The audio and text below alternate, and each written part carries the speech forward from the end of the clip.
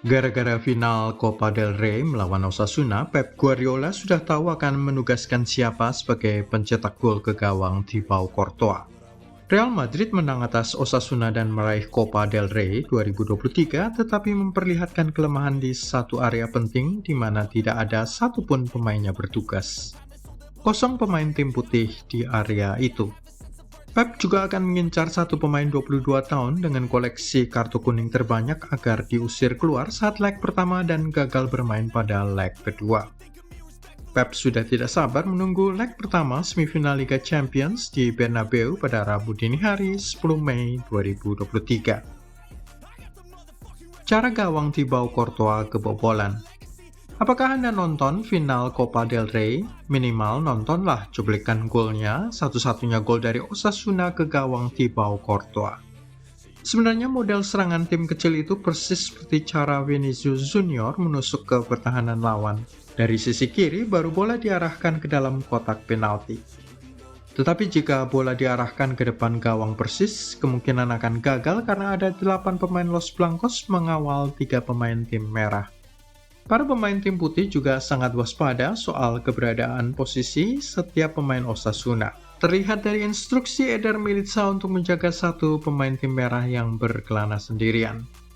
Tetapi bola kiriman pemain nomor 12, Abde Ezzalzouli, yang merupakan pemain pinjaman Barcelona, justru memantul di kepala Dani Carvajal. Memantul keluar kotak dan di sana datanglah Lucas Toro, seorang gelandang bertahan Osasuna, menyambar bola liar melewati 8 pemain Los Merengues dan menembus sisi kanan gawang Courtois. Gol! Itulah cara gawang Real Madrid kebobolan. Real Madrid lemah menghadapi serangan dari luar kotak. Itu merupakan taktik yang tidak disengaja. Tentu saja bola sepakan Abde Ezzalzouli yang tadinya ditujukan ke dalam kotak disundul Dani Carvajal sehingga memantul keluar kotak. Antara sundulan Dani Carvajal dan gol tidak sampai 3 detik. Tidak cukup waktu bagi anak-anak Carlo Ancelotti untuk bereaksi. Hanya Fede Valverde yang mencoba membanting tubuhnya di depan Lucas Toro, sembari melindungi kedua tangannya dari tudingan handball. Tetapi bola sudah terlanjur melayang. Hal ini memperlihatkan satu kelemahan Real Madrid tidak bisa bertahan melawan shot on target yang dilepaskan dari luar kotak, terutama di dekat lingkaran D, sedikit di luar kotak. Memangnya Manchester City punya pemain dengan sepakan keras dari luar kotak? Ada, banyak malah. Hasil dari didikan Pep Guardiola selama bertahun-tahun di Etihad. Sudah tahu siapa sajakah mereka? Kevin De Bruyne 1 tahun silam, data pada Januari 2022, merupakan pemain City dengan jumlah gol luar kotak terbanyak, 21 gol dari total 48 gol sejak kedatangannya dari Wolfsburg pada tahun 2015. Sekarang datanya mungkin sudah lebih banyak lagi. Kevin De Bruyne biasa melepaskan diri dari kawalan pemain lawan dengan cara berlari kencang sebelum melepaskan tembakan sangat keras ke gawang musuhnya. Gelandang Belgia itu akan menjadi pilihan pertama Pep Guardiola. Sang pelatih Catalonia itu akan menginstruksikan Jack Grealish mengirim umpan dari sisi kiri, mungkin 1-2 langsung ke dalam kotak, berharap kecepatan Erling Haaland akan mengalahkan David Alaba serta Eder Militao. Tetapi pasti akan dicoba 1-2 umpan tarik keluar kotak penalti untuk disambar De Bruyne. Dua pemain lain City andalan sepakan luar penalti. Cara menyambar bola umpan tarik di luar kotak penalti tidak bisa dilakukan penyerang-penyerang City. Para pemain seperti Erling Haaland dan Julian Alvarez sudah terlanjur masuk ke dalam kotak guna mengamankan dan melepaskan serangan di dalam kotak. Yang bisa bertugas melepaskan serangan dari luar kotak adalah para gelandang atau salah satu bek. Riyad Mahrez adalah pemain lain yang bisa diandalkan oleh City untuk memainkan peran persis sama seperti De Bruyne. Catatan gol dari tendangan luar kotak 24 kali sejak kedatangannya pada awal musim 2018-19.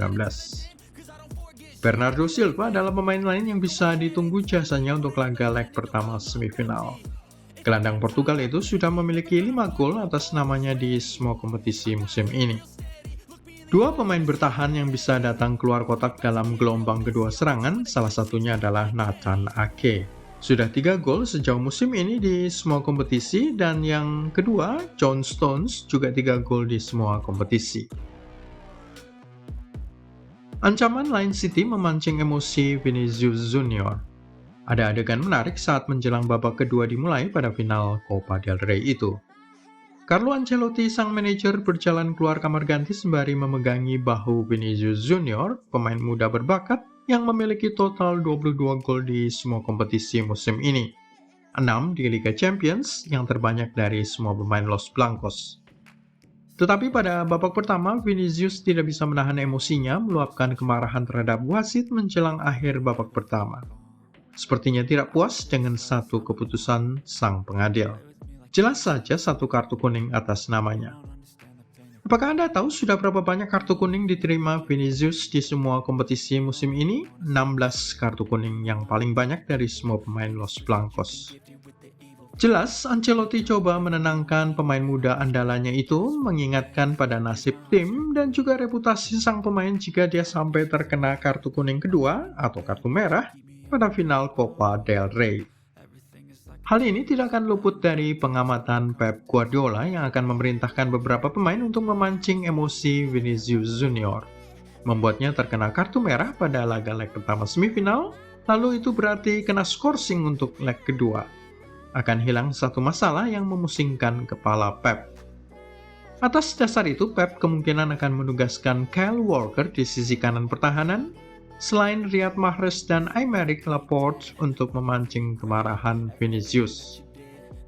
3 pemain lain dari kubu Los Merengues dengan catatan kartu kuning paling banyak adalah Eduardo Camavinga, 10 kartu kuning di semua kompetisi, dan Eder Militao serta Nacho Fernandez, 9 dan 8 kali masing-masing. Guardiola memainkan Black Arts dalam laga melawan Bayern Munchen. Apakah Pep juga tipe pelatih yang gemar bermain dengan cara-cara kotor?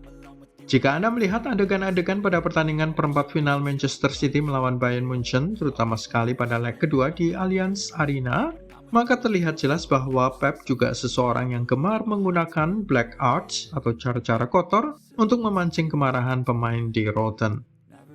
Ilkay Gundogan dan Jack Grealish adalah 2 pemain yang ditugaskan memancing kemarahan pada laga 20 April 2023 lalu, terutama sekali terhadap Joshua Kimmich. Staf kamar ganti pasti sudah menginformasikan ke telinga Jack Grealish dan Ilkay Gundogan, 3 pemain di Rotten dengan jumlah kartu kuning paling banyak. 9 kuning masing-masing adalah Joshua Kimmich, Benjamin Pavard, dan Dayo Upamecano, disusul Leon Goretzka 6 kartu kuning. Manchester City selalu bermain dengan sepak bola indah, penguasaan bola, dan crossing-crossing akurat, tetapi mereka tidak imun dari penggunaan black arts semacam ini guna memudahkan tugas mereka. Hal yang sama akan dilakukan sekali lagi, terutama sekali pada leg pertama di bawah tekanan berat pendukung Los Blancos di Bernabeu. Black arts lainnya di dunia sepak bola adalah membuang-buang waktu. Kiper Ederson Moraes sudah tidak asing terkena kartu kuning untuk aksinya membuang-buang waktu, bisa dengan menunggu lama sekali sebelum melepaskan tendangan gawang, bisa juga dengan berpura-pura kena kram kaki seperti yang dilakukannya di Allianz Arena. Phil Foden dalam sebuah kesempatan sepak pojok di laga leg kedua melawan Bayern Munchen itu malah membuang bola yang ditujukan ke arah Kevin De Bruyne yang sudah menunggu di sudut lapangan. Hal itu disambut gelak tawa rekan satu timnya, Calvin Phillips. Bagaimana pendapat Anda? Apakah berhasil Manchester City menaklukkan Real Madrid di kandangnya sendiri di Bernabeu? Siapa pemain dari kubu Los Blancos yang akan diusir keluar lapangan? Tulis di kolom komentar dan jangan lupa klik like, subscribe, serta tendang loncengnya.